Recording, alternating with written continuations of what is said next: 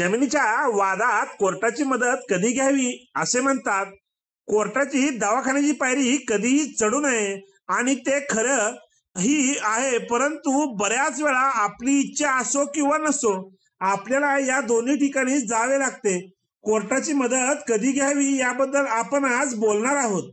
नमस्कार, मी आपला वकील मित्र विशाल गावडे. चला तर मग कायद्याचं म्हणजेच तुमच्या फायद्याचं बोलूया. जेव्हा शेजाऱ्याचा शेतकरी आपल्याला जमिनीमध्ये अतिक्रमण करत असतो, आपण मोजणी करून घेऊ असे म्हणतो, परंतु शेजारचा शेतकरी मोजणी करण्यास संमती देत नाही. त्यामुळे माननीय कोर्टामार्फत मोजणी करण्याशिवाय पर्याय नसतो. त्यावेळी आपल्याला कोर्टात दावा दाखल करावा लागतो. जेव्हा आपली मिळकत दुसरा कोणी व्यक्ती बळकावण्याचा प्रयत्न करतो, आपल्याला मिळकतीवर हक्क सांगतो, कब्जा घालण्याचा प्रयत्न करतो, समजावून सांगूनही ऐकत नाही, त्यावेळी आपल्याला न्यायालयात दावा दाखल करावा लागतो. आपल्या विरुद्ध अन्याय होतो त्यावेळी आपल्याला नाईलाज असतो, कोर्टात यावे लागते. सध्याच्या काळामध्ये कोर्ट कचेरीचा खर्च हा जास्त आहे. आपल्याला तो माहीत नसतो. जेव्हा कोर्टाची पायरी चढायची वेळ येते तेव्हा आपल्याला खर्चाचा अंदाज येतो.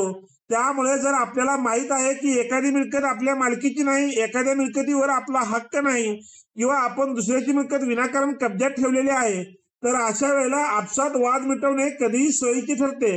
कारण कोर्टात केस दाखल झाल्यानंतर हक्क नाही हे सिद्ध झाले तर आपण घालवलेला वेळ व पैसा वाया जातो.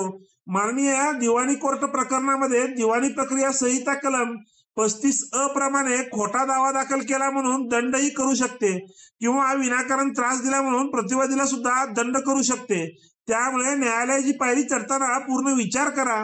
आपल्याला कायदेशीर हक्कासाठी लढायचं असेल तरच वाद करा. जे आपले नाही किंवा ज्यामध्ये आपल्याला हक्क नाही ती गोष्ट मिळवण्यासाठी खोटा प्रयत्न करू नका. त्यामुळे स्वतःचा व इतरांचा वेळ वाया घालवू नका.